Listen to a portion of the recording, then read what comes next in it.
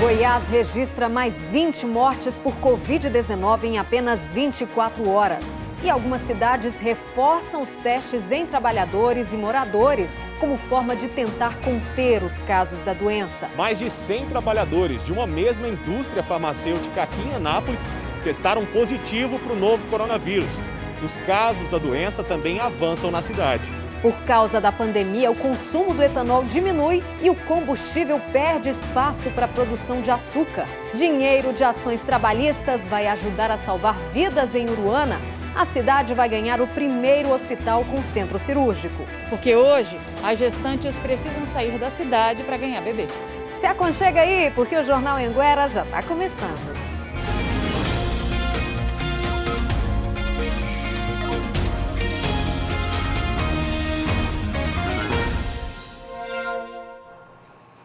Olá, boa noite. Agora são 7h13.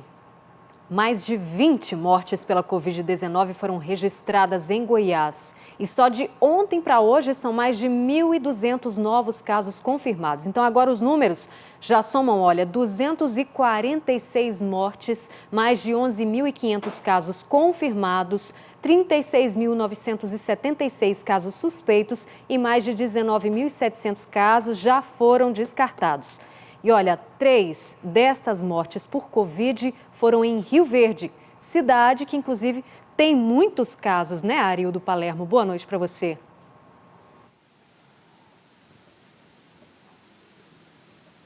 Oi, Rosane, boa noite a você e a todos que nos acompanham. Realmente o número de casos confirmados é elevado em Rio Verde. Mas o que mais preocupa, como você falou, é o número de mortes que aumentou consideravelmente nas últimas 24 horas. Pouco mais de 2 meses depois de registrar a primeira morte em decorrência da Covid-19, a cidade contabiliza 12 vítimas, 3 delas registradas só nas últimas 24 horas. Uma dessas mortes foi de um senhor que morreu há mais de uma semana, mas a causa só foi confirmada agora. As outras 2 são de idosas que estavam internadas em hospitais da cidade. Mas, Rosane, uma questão que preocupa os especialistas da saúde é de um eventual, de um possível colapso no sistema de saúde. Porque olha só as taxas de ocupação dos leitos de UTI. Na rede privada, 83% dos leitos estão ocupados. Na rede pública, quase 25%, ou seja, quase 1/4 dos leitos não está mais disponível. E como você falou, são 2.571 casos confirmados e quase 7.000 suspeitos, né? Então existe um medo que essa demanda seja grande demais. Agora há pouco a prefeitura emitiu uma nota técnica recomendando que os empresários da cidade que tenham aí estabelecimentos comerciais ou sejam prestadores de serviços com 100 ou mais funcionários testem todos os seus empregados. É mais uma medida aí, né, na tentativa de conter o avanço do coronavírus na cidade. Agora, para finalizar, Rosane, uma informação que traz esperança. A taxa de isolamento social em Rio Verde subiu para 55%. Há poucos dias atrás, essa taxa era de 34%. Ou seja, aumentou consideravelmente. E com essa nova marca, Rio Verde lidera a estatística no estado de Goiás. Nós temos o maior isolamento social. Então aí parece que as pessoas estão se conscientizando mais, tendo maior responsabilidade e, claro, né, ficando em casa, que é o melhor que a gente pode fazer nesse momento difícil. Rosane, com você no estúdio. Obrigada, Arildo. Muito obrigada pelas informações. Olha, os números da Covid-19 também crescem em Anápolis. Já são mais de 500 casos confirmados na cidade. 1/5 dos infectados trabalham em uma mesma indústria do município. Anápolis já está reforçando a estrutura na saúde para uma possível escalada na quantidade de internações. Até às 4h30 da tarde desta terça-feira, a cidade registrava 517 casos da Covid-19. 113 das pessoas infectadas trabalham nesta indústria farmacêutica no DAIA, o Distrito Agroindustrial de Anápolis. A empresa disse que desde o início da pandemia já testou 600 funcionários e que o número de infectados é um acumulado do período. A indústria disse também que está seguindo todos os protocolos de saúde para evitar o avanço da doença. O número de infectados no maior polo industrial do estado é incerto. A gerente da Vigilância Epidemiológica disse que os pacientes têm o direito de não comunicar o local de trabalho. Também não existe uma previsão de testagem nas indústrias por parte da prefeitura. Não existe um protocolo municipal e estadual para que se possa fazer testagem em massa partindo do setor público, tá? O que eles têm feito é via setor privado mesmo. Da semana passada para cá, o número de casos confirmados em Anápolis subiu quase 50%. Das 9 mortes confirmadas, 5 aconteceram nos últimos 7 dias. Nessa segunda-feira, chegaram 12 novos respiradores, para ampliar o número de leitos de UTI na cidade. E em Jataí, no sudoeste do estado, o alvo dos testes de Covid-19 foram as indústrias da região. Por isso, nós vamos para lá conversar com o Bruno Doraldo, que tem mais informações e conta para a gente, né, Bruno? Boa noite para você. Oi, Rosane, boa noite para você, boa noite a todos. Situação preocupante aqui em Jataí no setor industrial, viu? Isso porque cresceu bastante o número de casos confirmados de Covid-19 nesse setor importante aqui na nossa região. Para se ter uma ideia, uma cooperativa agroindustrial, cerca de 200 colaboradores passaram aí por uma bateria de exames, começaram a passar por exames de Covid-19 hoje aqui na cidade. Isso depois que um colaborador foi confirmado com a doença. Já em uma empresa de alimentos, 26 casos foram confirmados, 26 funcionários com Covid-19. Isso representa aí cerca de 20% do quadro de colaboradores dessa empresa de alimentos aqui em Jataí. Uma situação bastante preocupante, né, Rosane? Hoje pela manhã começou uma bateria de exames nas indústrias aqui da cidade para saber como é que está a situação aqui em Jataí. Até o momento o resultado não foi divulgado pela prefeitura. Claro, a gente segue acompanhando essa situação bastante preocupante, né, Rosane? Volto com você. Sim, qualquer novidade você chama a gente. Obrigada, Bruno. E a Secretaria de Saúde do Distrito Federal está capacitando profissionais de lá da cidade do entorno para a realização dos testes da Covid-19 em pacientes. O Danilo Moreira está ao vivo lá na região e tem os detalhes para a gente. Boa noite, Danilo.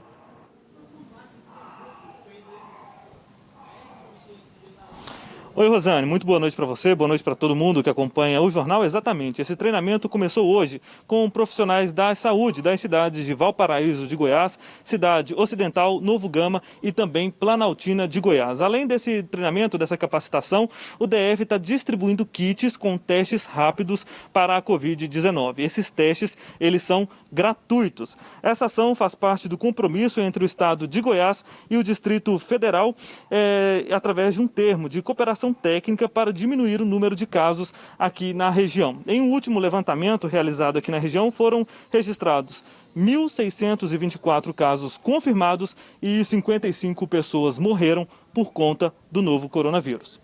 Eu volto com você. Obrigada, Danilo. E em Caldas Novas, clubes, parques e hotéis seguem fechados. Mas em Rio Quente, cidade que fica ali ao lado, já tem resort anunciando a reabertura mesmo sem autorização. É isso mesmo, Jonathan Moreira. Boa noite para você. Boa noite, Rosane, para você e para todos. Exatamente isso. Um site publicou hoje a abertura do resort que deve acontecer no dia 9 de julho. Esse resort fica lá em Rio Quente, que é pertinho de Caldas Novas, como você acabou de dizer. E não é só o resort, não. Tem também um clube, um parque aquático, que também já tem data prevista para abrir, que seria no dia 7 de agosto. Essa decisão em reabrir esse estabelecimento, ele vai contra o decreto que está em vigor lá na cidade de Rio Quente. Um decreto que proíbe a abertura de parques, clubes e também hotéis. Nós entramos em contato com a Prefeitura de Rio Quente. A Prefeitura disse que não vai se manifestar sobre esse anúncio feito por esse resort, justamente porque está estudando com Caldas Novas, que é a Prefeitura vizinha, a retomada, a reabertura do turismo nessas duas cidades. Inclusive, hoje teve reunião para tratar sobre esse assunto e um decreto deve ser publicado nos próximos dias. Sobre esse resort, o clube nos disse que essa reabertura está pautada nos protocolos aprovados pelo Ministério da Saúde e também pela Anvisa. Lembrando que a cidade de Rio Quente segue sem nenhum caso de Covid-19. Rosane? E a gente segue acompanhando. Obrigada, Jonathan. Olha, depois de 3 meses fechada, a Casa Dom Inácio de Loyola, em Abadiânia, anunciou que vai reabrir amanhã. Por telefone, os missionários informaram que a casa será aberta apenas para visitação e que vai seguir todos os protocolos determinados pela vigilância sanitária. As atividades foram suspensas na segunda quinzena de março como medida de segurança e controle da Covid-19. A Casa Dom Inácio de Loyola foi criada por João de Deus em 1976.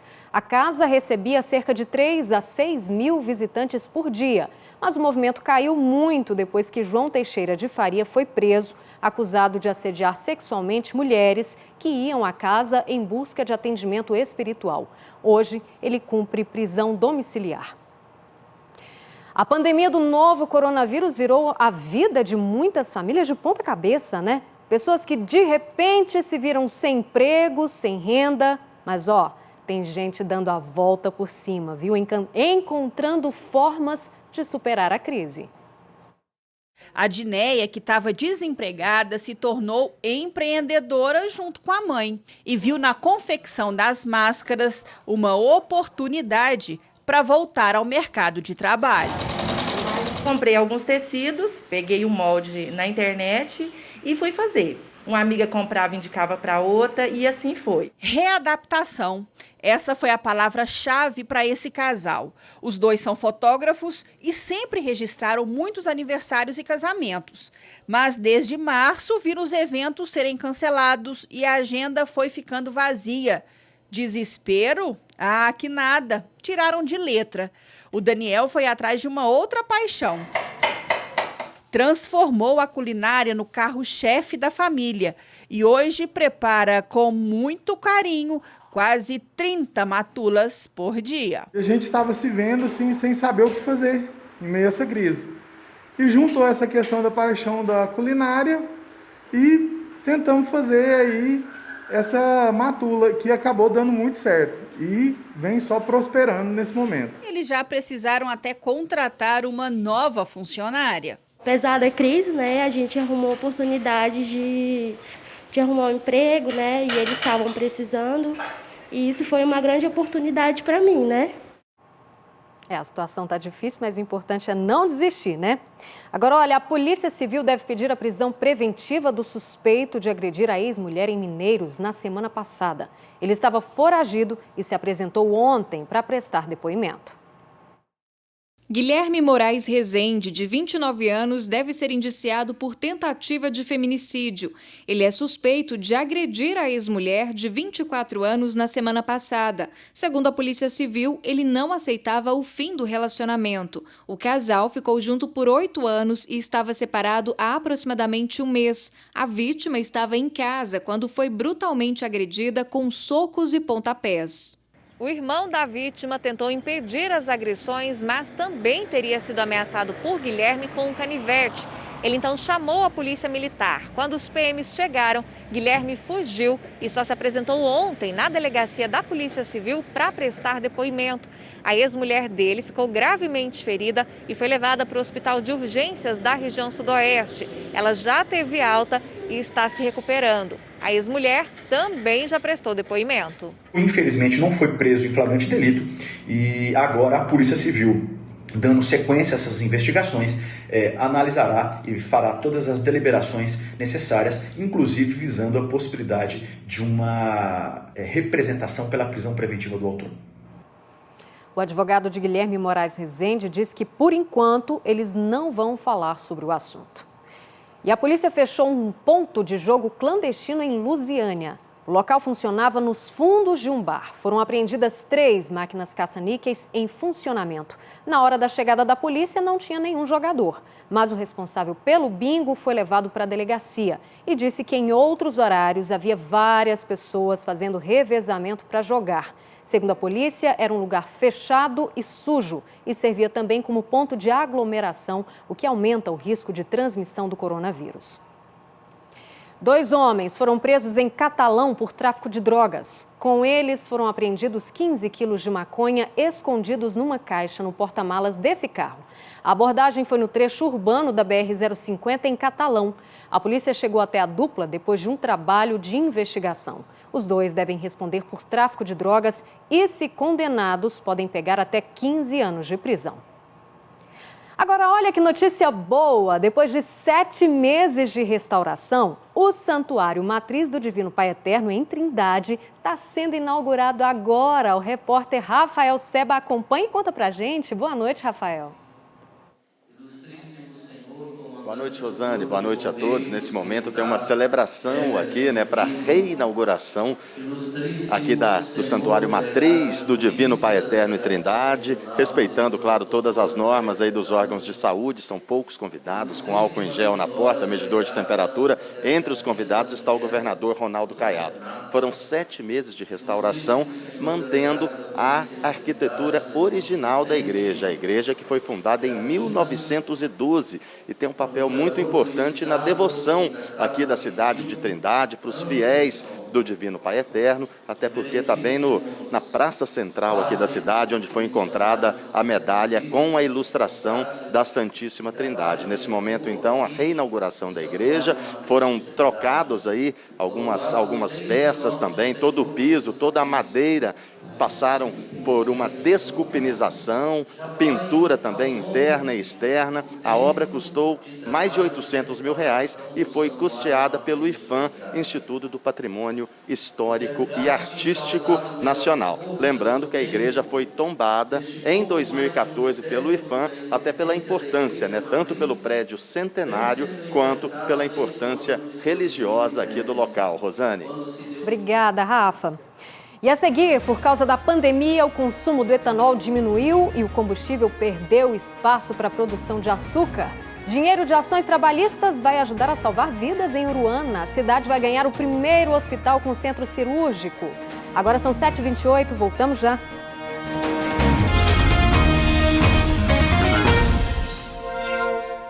A pandemia do novo coronavírus já afeta as indústrias de álcool e açúcar em Goiás. O etanol continua sendo o principal destino da cana produzida no estado, mas deve perder espaço para o consumo do combustível, que por conta do açúcar diminuiu por causa do isolamento e o preço do alimento foi impulsionado pelas exportações, olha só. A safra em Goiás começou num clima de incerteza. Apesar da expectativa de maior oferta de cana, as usinas estão com o sinal de alerta ligado. O motivo é a menor circulação de carros por conta da pandemia do coronavírus. O consumo de etanol despencou.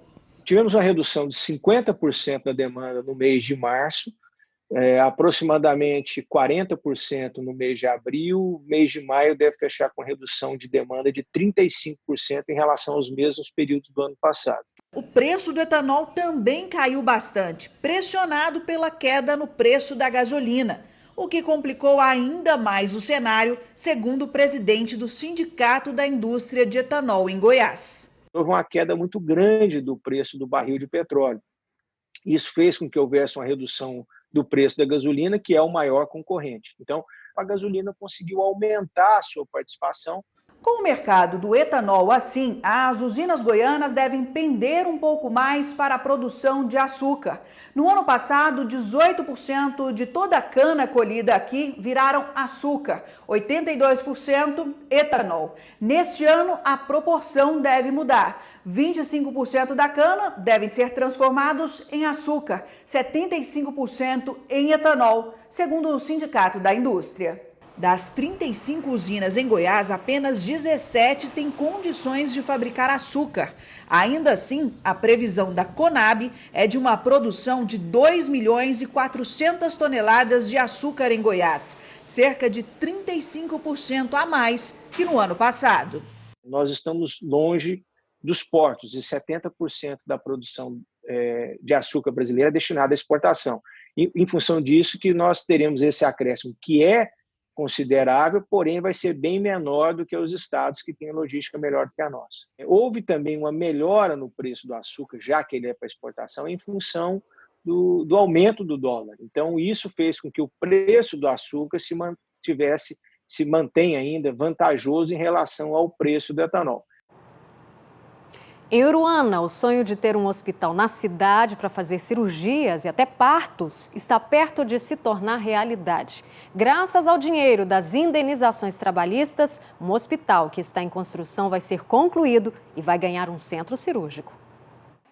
Aos poucos, as salas vão ganhando forma. Aqui vai funcionar o primeiro centro cirúrgico de Uruana. A cidade, conhecida como a capital da melancia, até hoje não tem um hospital. Para concluir a obra, foram investidos R$ 386 mil. O dinheiro foi repassado à Prefeitura pela Justiça do Trabalho e vem de multas trabalhistas pagas pelo próprio município. Essa etapa já começou com a emergência. Segundo passo é o centro cirúrgico e a sala de raio-x que inauguraremos também agora no final desse mês. Quem vive por aqui conta com uma unidade de emergências, onde os pacientes são estabilizados e liberados. Se precisar de internação, o jeito é recorrer a uma das unidades dos municípios de referência. Depois de pronto, o Centro Cirúrgico de Uruana vai atender em sistema eletivo. A expectativa é que aqui sejam feitas cirurgias de média complexidade, procedimentos ginecológicos como parto, porque hoje as gestantes precisam sair da cidade para ganhar bebê. Nós fomos ao Ministério Público do Trabalho e fizemos uma proposta revertendo toda a multa que foi paga pelo município, mas que numa condição que fosse investido na saúde, quando nós vamos poder estar aqui dando condições aos médicos de fazer as pequenas cirurgias. Isso é muito importante para nós. Após a conclusão das obras, a população só poderá ser atendida no Centro Cirúrgico de Uruana depois do credenciamento da unidade e da autorização de funcionamento concedidos pelo Ministério da Saúde. Uma conquista para a população, né? Vamos ver como fica o tempo amanhã agora?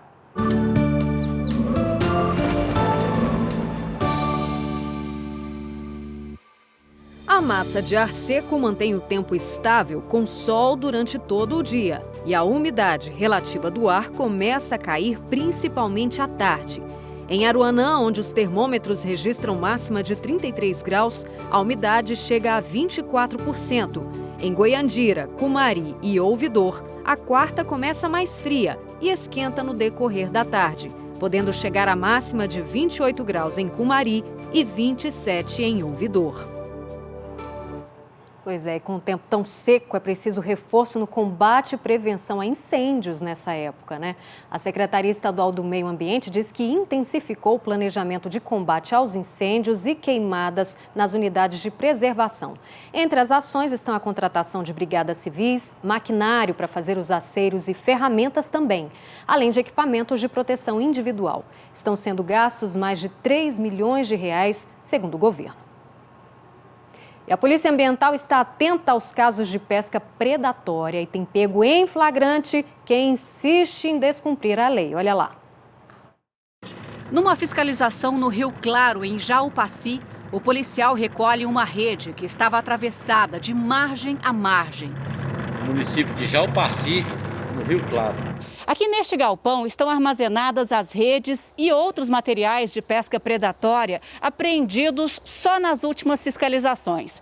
Esse tipo de material não é permitido em nenhuma época do ano. E só neste feriado, os policiais ambientais encontraram 42 redes. Nós estamos fiscalizando o tempo todo. O que houve foi um reforço considerável a partir do feriado dia 11, quinta-feira, que vai perdurar enquanto não retornar o período, digamos assim, de férias, em agosto. No dia 11, em Araguapaz, o Batalhão Ambiental apreendeu peixes de 3 espécies no porta-malas de uma caminhonete. O motorista foi preso em flagrante. No dia 13, um homem foi detido em Nova Crixás com uma tarrafa, que é um material de pesca predatória, e 139 peixes já divididos em caixas de isopor. No mesmo dia, na GO 164, sentido São Miguel do Araguaia, outro homem foi flagrado com 129 peixes.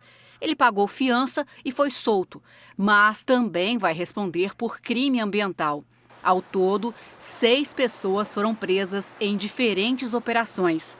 A pesca, nesta época do ano, pode ser feita, desde que o pescador tire uma licença ambiental e respeite as normas que estão descritas na própria licença, como o tamanho mínimo para cada espécie de peixe. Mas o transporte de pescado não é permitido.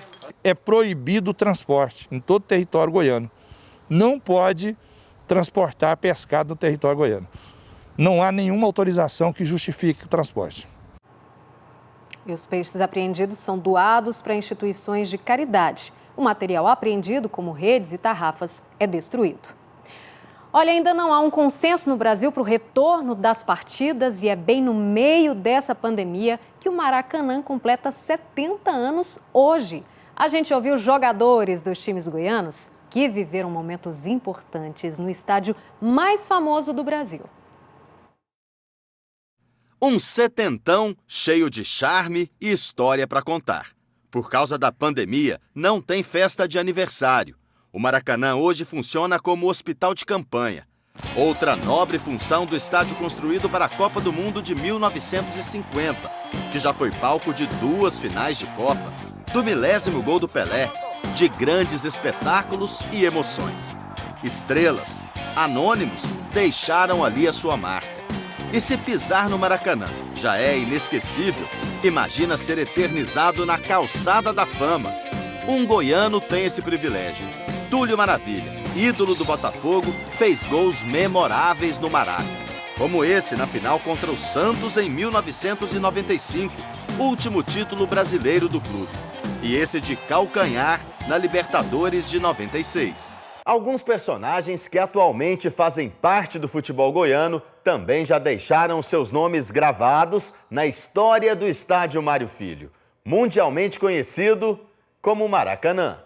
O atacante Yuri, hoje no Atlético, fez essa obra-prima em 2013 com a camisa do Botafogo e foi pra galera.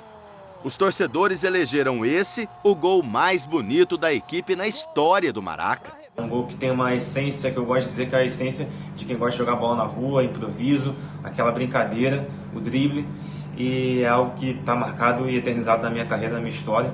Desde pequeno eu tinha um sonho de ter a oportunidade de pisar no Maracanã, e não só tive, como também pude ter a felicidade de marcar gols ali e ter um gol que é eternizado na minha história. O técnico do Goiás, Ney Franco, comemorou 2 títulos no Maracanã no comando do Flamengo. Copa do Brasil de 2006 e Campeonato Carioca no ano seguinte.